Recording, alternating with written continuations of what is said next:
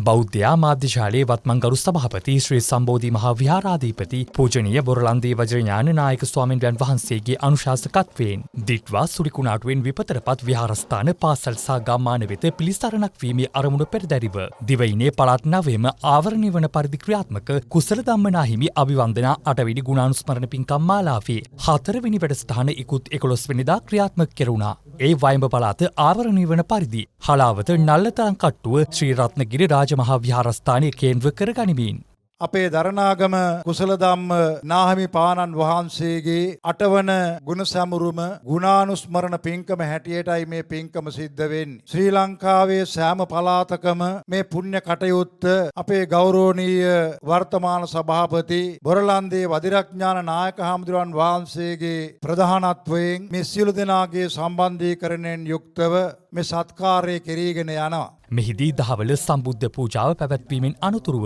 ප්‍රදේශවාසී ත්‍රෛනිකායික ගරුතර මහා සංඝරත්නයේ විශේෂෙහි සපිරිකර සහිත සංඝගත දක්ෂිනාවක් පිරිනැමුණා. මෙම පින්කම විහාරස්ථානයේ තුල සිදු කිරීම සඳහා මූලිකත්වයේගෙන කටයුතු කළ විහාරස්ථ ශ්‍රී සද්ධානන්ද පිරිවෙන් පරිවේනාධිපති සහ විහාරාධිකාරී පූජ්‍යපාද විල්පත පේමානන්ද ස්වාමින්වයන් වහන්සේ විසින් විශේෂ ධර්මානුශාසනාවක් සිදු කළේ අනතුරුවයි.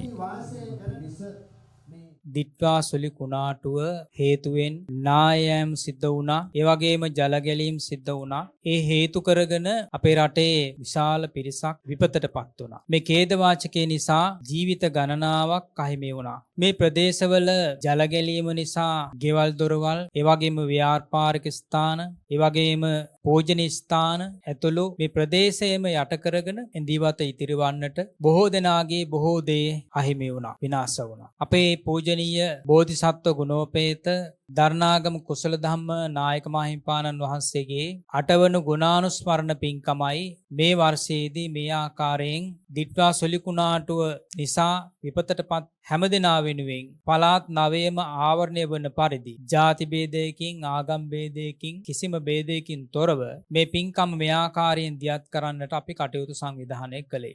ප්‍රදේශයේ ආබාධිත පුරවැසියන් සඳහා කිහිලිකරු සහ රෝදපොටු ගර්භණී මවුරුන් පිරිසක් සඳහා අත්‍යවශ්‍ය උපකරණ ප්‍රදේශයේ ගොවීන් පිරිසක් සඳහා කෘෂි උපකරණ මෙන්ම අඩු ආදායම්ලාභී පවුල් 250ක් වෙත අවශ්‍ය වියලි ආහාර ද්‍රව්‍ය සහ ප්‍රදේශයේ පාසල් දෙකක දරුවන් සඳහා පාසල් උපකරණ මෙන්ම නල්ලතරන් කට්ටුව ශ්‍රී රත්නගිරි රාජමහා විහාරස්ථානයේ වෙත මෙහිදී අත්‍යවශ්‍ය උපකරණ පරිත්‍යාගයක්ද සිදු කෙරුණා.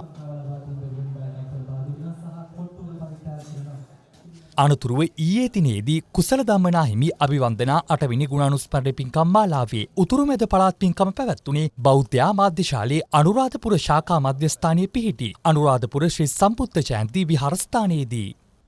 මෙහිදී විහාරාධිපති උතුරු මධ්‍යම දෙපළාතේ ප්‍රධාන සංඝනායක පූජ්‍යපාද නුගේතැන්නේ පඤ්ඤානන්ද නායක ස්වාමින්වයන් වහන්සේ ප්‍රමුඛ ප්‍රදේශවාසී ත්‍රෛනිකායික ගරුතර මහා සංඝරත්නයේ විශේෂෙහි සපිරිකර සහිත සංඝගත දක්ෂිනාවක් පිරිනැමුණු අතර ශ්‍රී සම්බුද්ධ ජයන්ති මහා විහාරවාසී අනුරාධපුර ශ්‍රී ලංකා භික්ෂු විශ්වවිද්‍යාලයේ සහකාර කතිකාචාර්ය පූජ්‍යපාද කෝණකුඹුක් වැවේ පඤ්ඤාලෝක ස්වාමින්වයන් වහන්සේ විසින් විශේෂ ධර්මානුශාසනාවක් සිදු කළේ අනතුරුවයි. කුසල ධම්මනා හිමි අභිවන්දනා 8 වෙනි ගුණානුස්මරණ පින්කම් මාලාවේ 5 වෙනි වැඩසටහන ලෙසින් ක්‍රියාත්මක වූ මෙම වැඩසටහනේදී දිට්වා සුලිකුණාටුවෙන් විපතරපත් තිමිරිවැව ප්‍රාථමික විදුහල, හඳගල ප්‍රාථමික විදුහල සහ කෝණකුඹුක්ගොල්ලෑව ප්‍රාථමික විදුහල යන විද්‍යාලයන්හි පාසල් දූපතුන් වෙත පාසල් පොත් ඇතුළු අත්‍යවශ්‍ය පාසල් උපකරණ පරිත්‍යාගයක් සිදු කෙරුණා. එමෙන්ම ප්‍රදේශයේ ගර්භණී මව්වරුන්, ආබාධිත පුද්ගලයන්, ගොවීන් සහ අඩු ආදායම්ලාභී පවුල් කිහිපයක් සඳහා වූ ජනසත්කාරක වැඩසටහනක් ක්‍රියාත්මක කෙරුණේද මීට සමගාමීවයි. බෞද්ධ මාධ්‍යශාලයේ අධ්‍යක්ෂ ජෙනරාල් සම්මානිත මහාචාර්ය රෝහණ ගරුතර, මූල්‍ය හා පරිපාලන අධ්‍යක්ෂ මහේස්ත අල්විස් සහ වැඩසටහන් අධ්‍යක්ෂ කල්යාණ අලවත්තේගම යන මහත්වරුන් ඇතුළු පිරිසක්ද මෙම අවස්ථාවන් සමගින් එක්ව සිටියා. පින්කම් මාලාව සඳහා නොමිලේ ප්‍රවාහන දායකත්වය ලබා දෙන සමන් හබුආරච්චි මහතාවද අප සිහිපත් කරන්නේ කෘතගුණ පූර්වකවයි.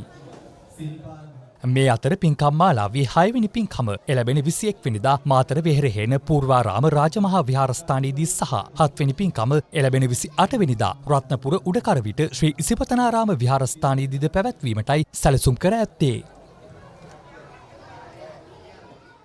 පවත්වා සුළි කුණාටුවෙන් අපට බොහෝ කරදර වුණා. එන් බෞද්ධ නාලිකාවෙන් අපට පොත්පත් ලබා දුන්නා. ඒ නැන්දලා මාමලාට ගොඩාක් පින්. බෞද්ධ නාලිකාවේ නැන්දලා මාමලා අපට පොත්පත් අපේ පුංචි සතුටු කළා. එම නැන්දලා මාමලාට බොහොම ස්තුතියි. Thank you for watching Sri Lanka's first and only Buddhist news bulletin. Stay connected and stay informed with Susambesha News. Join us on the Susambesha News YouTube channel and Facebook page. Sri Lanka's first and only Buddhist news bulletin, Susambesha News.